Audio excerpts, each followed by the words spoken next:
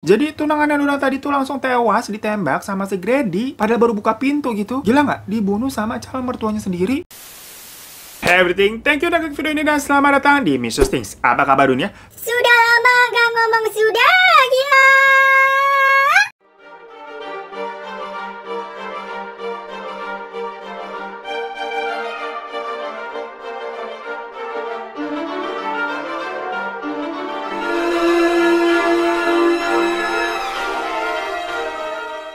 Gengs, ya namanya manusia itu kan pasti mempunyai kelebihan dan kekurangan ya. Nah, kalau orang bener nih kagak sawan begitu, seharusnya dia bisa menerima kekurangannya dan lebih menonjolkan kelebihannya. Tapi ternyata di dunia emang udah ada gila-gilanya nih. Banyak banget orang yang kayaknya nggak ada akhlaknya. Udahlah punya banyak kekurangan, bukannya sadar diri emang makin jadi. Jadi kayak sifat sama pribadinya itu emang udah bobrok aja udah. Dan lagi-lagi ini ada kasus yang di-request sama kalian semua. Yang seminggu ini rata-rata gue nih jadinya bawain kasus yang memang banyak kalian tag-tag gue nih di Instagram. Jadi ya udah, sikat baiklah. Jadi kasus ini memang terkenal dengan nama Lobster Family Case. Nah, di sini melibatkan sebuah keluarga yang secara turun-temurun memiliki kelainan genetik yang disebut heterodaktili, yaitu kelainan genetik yang membuat si penderitanya nih tidak memiliki bentuk jari tangan dan jari kaki seperti orang pada umumnya. Jadi genetik yang mereka dapatkan itu jari tangannya menyatu gitu, gengs. Jari manis sama kelingkingnya nyatu, jempol sama telunjuknya nyatu, terus jari tangannya nggak ada. Jadi kayak tangan lobster gitu tuh bentuk tangannya. Makanya tadi kasus ini dinamakan dengan nama Lobster Family. Ya karena hal ini, gengs, kelainan ini juga telah diturunkan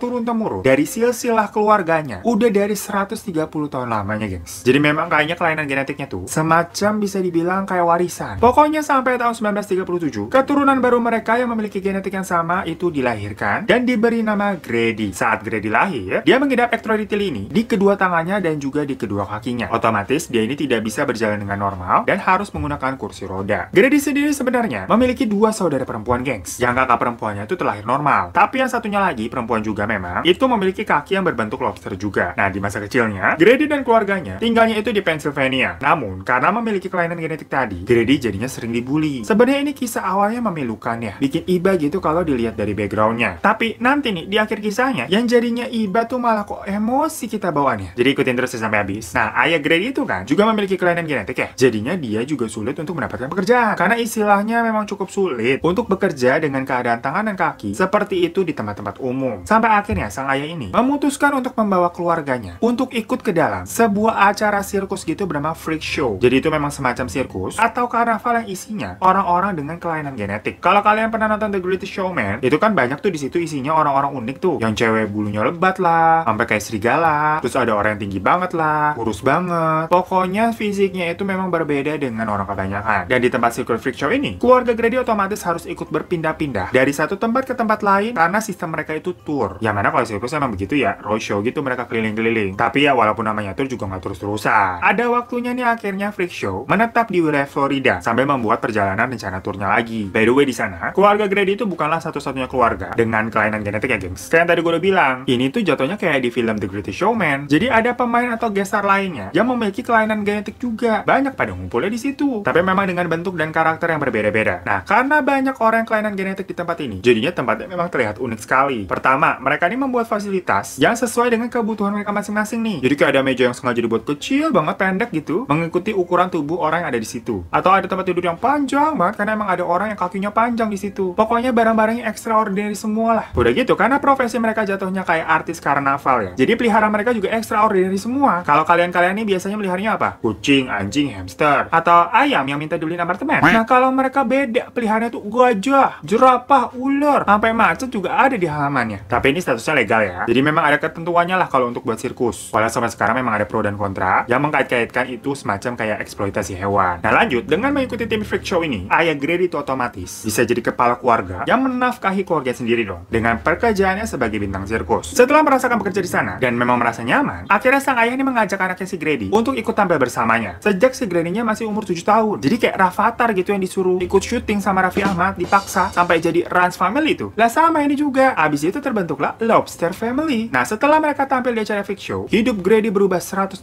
derajat. Kalau kata Tegar tuh waktu ngamen tuh dulu lagunya, Aku yang dulu bukanlah yang sekarang.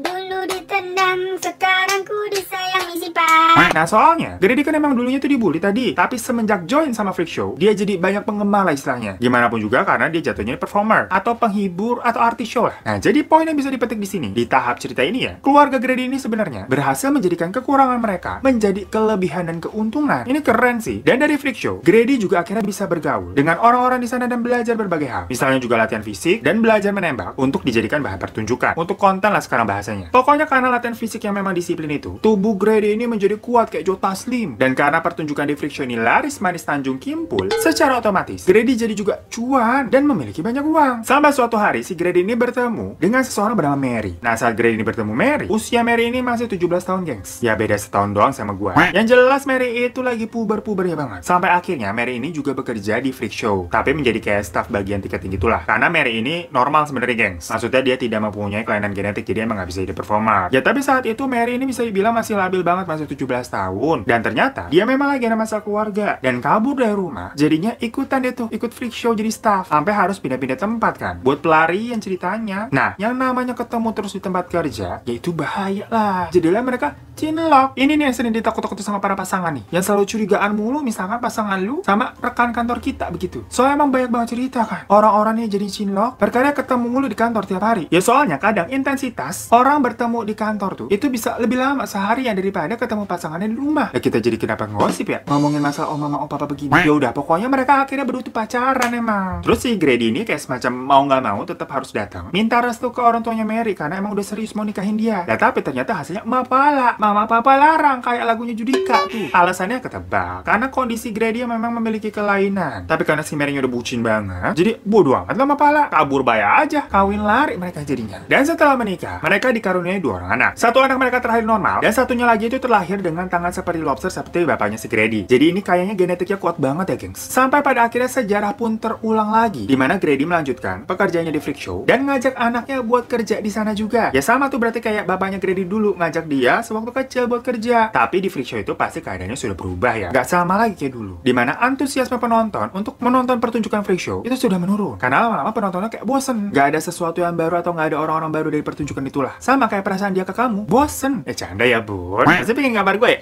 Gak kena. Pokoknya penurunan penonton itu yang drastis banget, secara otomatis menurunkan pendapatan Grady. Hal itu kemudian membuat Grady-nya stres dan melampiaskannya dengan cara mabok-mabokan. Nah, udah mulai nih, udah tahu duit lagi seret, dipakai buat mabok-mabokan, diambur-amburin. Dan semenjak dia suka minum-minum, karakter Grady ini jadi berubah gengs. Dia jadi temperamental dan suka mukulin anak sama istrinya. Saking parahnya, waktu dia ribut nih sama istrinya, dia bahkan pernah masukin tangannya tuh yang kayak lobster ke dalam rahim istrinya gengs. Nah di dalam rahim itu tangannya sengaja disasat-sasatin untuk melukainya dari dalam. Ini ngilu banget sih ceritanya. Soalnya kondisinya istrinya pada saat itu lagi pakai KB spiral. Lah saking ekstrimnya itu tangan, sampai KB-nya itu robek di dalam gengs. Jadi istrinya luka di dalam kandungannya. Kan itu kayak sakit banget ya, kayak apaan ya. Tapi nggak cuma itu aja gengs. Grady juga sering menggunakan tangannya yang berbentuk capit lobster itu untuk mencekik istrinya. Udah gitu, bukannya akhirnya minta maaf nih, Grady malah mengusir istri sama anaknya untuk keluar dari rumah. Nah ini nih yang tadi gue bilang di awal, yang dari iba lah jadi emosi kita. Setelah diusir, akhirnya Mary nikah lagi sama cowok lain bernama Harry. Nah Harry ini juga merupakan seorang artis Freak Show, dimana perannya dia adalah orang terkecil di dunia. Sedangkan di sisi lainnya, Grady juga nggak mau kalah. Dia bertemu sama gadis karnaval lain bernama Barbara, lalu langsung nikah juga. Dari pernikahan keduanya ini, masing-masing baik Mary maupun Grady itu sama-sama mempunyai anak. Nah anaknya Grady sama istrinya baru ini diketahui juga mempunyai genetik yang sama, dan lagi-lagi diajak ikut acara Freak Show. Akan tetapi, harusnya Grady sama Mary ini kan udah hidup masing-masing ya, udah punya hidup yang baru sama pasangan baru. Tapi entah kenapa, mereka malah berpisah nih sama pasangannya masing-masing yang baru nih. Terus milih balikan lagi alias cilebok, CLBK, cinta lama bersemi kembali. Nah ini nih, emang yang namanya jodoh udah cocok kali ya. Yang satu buaya rawa ketemu sama cewek blow on. Lah udah jelas dari situ Grady hampir pernah ngebunuh dia, yang masalah KB tadi tuh. Lah kok malah balikan? Padahal si Mary-nya ini juga udah punya suami lah, udah punya anak juga. Kurang paham gua sama jalan pikiran betina, itu kok ya emang suka banget disakitin. Emang passion kali ya. Nah balikannya pakai template lagi. Ala-ala playboy di acara rumahku ya. Bilangnya,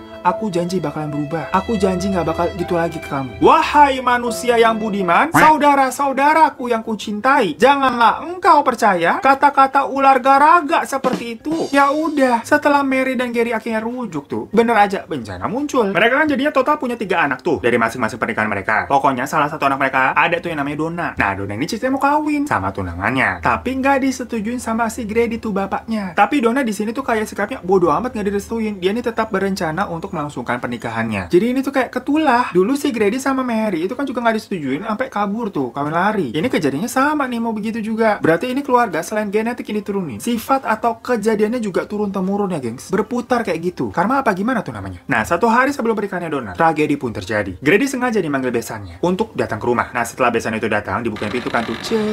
Dia langsung disambit. Iya benar disambit, gue nggak salah ngomong, bukan disambut. Lah orang ceritanya dia langsung ditembak apa peluru. Jadi tunangannya Donald tadi tuh langsung tewas ditembak sama si Grady. Padahal baru buka pintu gitu. Gila nggak? Dibunuh sama calon mertuanya sendiri. Lah itu apa sih, Donald nggak nangis sesungguhkan semalam suntuk. Besoknya padahal mau kawin loh rencananya. Ngenes asli. Dan setelah kejadian itu, Grady langsung ditahan sama polisi. Dia menjadi tersangka dan menjalani persidangan. Masalahnya ketika di persidangan, Grady ini tidak merasa bersalah sama sekali. Dia malah bilang ke Donald kayak gini. Udah gue bilang kan, gue kagak suka sama dia, bakalan gue bunuh tuh, bener gue bunuh tuh. Ngomongnya sambil senyum pula. Jadi kayak psikopat, gengs. Dan di dalam persidangan pun, walaupun Grady telah terbukti melakukan tindakan kejahatan membunuh orang, dia ini tetap sombong gitu, nggak takut. Sikapnya tetap santai kayak anak senja. Yang nyebat sama ngopi sore-sore tuh, masa bodoh lah dengan kehidupan. Soalnya memang dia tahu, meskipun dia jatuhnya udah membunuh orang, dia tidak akan terkena hukuman yang berat. Kenapa? Soalnya di Amerika, itu tuh dulu belum ada penjara khusus untuk orang-orang yang memiliki disabilitas. Nah, orang-orang yang memiliki kebutuhan khusus seperti Grady, itu kan harus punya fasilitas yang khusus juga pastinya. Nah, di penjara tuh belum ada. Jadi ini semacam kompensasi atau keringanan hukuman lah untuk orang-orang seperti Grady. Ditambah lagi, kondisi Grady memang juga lagi sakit-sakitan. Karena belakangan tadi tuh minumnya mabok-mabokan mulu, minum alkohol. Sampai hatinya rusak kata si dokter. Ya pantas saja kelakuannya begitu ya, hatinya juga rusak. Dengan mempertimbangkan kondisi Grady tadi, pengadilan nggak bisa memasukkan Grady ke penjara. Soalnya itu bisa diprotes semacam kayak bentuk diskriminasi terhadap penyandang disabilitas dan juga pelanggaran HAM. Pada akhirnya, persidangan itu memberikan hukuman yang cukup ringan untuk Grady, yaitu masa percobaan 15 tahun. Dan dengan hukuman itu, Grady ini bebas kemana-mana dan ngapain aja. Dengan syarat, nggak boleh ngelakuin kejahatan selama masa percobaannya berlangsung. Ya dengan katanya gampangnya lo bebas lah. Nah setelah putusan itu, Grady balik lagi tuh kan ke rumahnya. Dan sifatnya juga ikutan balik, yaitu suka KDRT ke Mary. Pokoknya mereka berdua ini jatuhnya toxic relationship lah. Namun lama-lama, karena memang nih Mary udah nggak kuat sama sikapnya Grady, soalnya makin kesini tuh makin mengancam nyawa dirinya dan anak-anaknya karena sikapnya tuh kejam banget. Akhirnya pada tahun 1992, Mary mencoba menyelamatkan keluarganya. Dia dan anaknya nih mendekati seorang anggota gangster yang cukup terkenal bernama Chris. Mary di sini meminta Chris untuk membunuh suaminya si Grady dengan bayaran sebesar 1.500 US dollar atau sekitar 22-23 jutaan lah di zaman dulu mah mahal segitu. Akhirnya pekerjaan itu beneran dilakuin sama Chris. Suatu hari pas Grady lagi duduk-duduk nih di halaman depan pagi-pagi, model bapak-bapak yang pakai sarung sama kutangan doang main burung tuh di halaman. Tahu-tahu Chris masuk dan langsung nembak Grady gitu aja. Yang mana ya jadinya Grady langsung tewas di tempat di usianya 55 tahun. Lagi-lagi ini ceritanya turunan karma tuh kan gengs. Tadi Grady nembak orang, dadakan juga. Matinya dengan cara begitu juga ditembak dadakan. Heran gua sama keluarga ini siklusnya muter begitu. Serem ya. Namun akhirnya rencana Mary tadi beserta anaknya itu ketahuan sama polisi karena mereka nggak pinter bohong. Akhirnya pokoknya mereka semua dipenjara lah sama si Chrisnya juga. Namun mirisnya, ketika Grady meninggal tuh, gak ada satupun orang yang hadir ke pemakamannya. Bahkan gak ada orang yang mau jadi relawan untuk ngurus jenazahnya juga. Soalnya memang dia dikenal gak baik sama tetangga-tetangganya sekalipun. Tuh, apa nggak ngeri hidupnya kalau begitu? Dengernya semacam kayak sinetron azab nggak sih? Nggak ada yang peduli.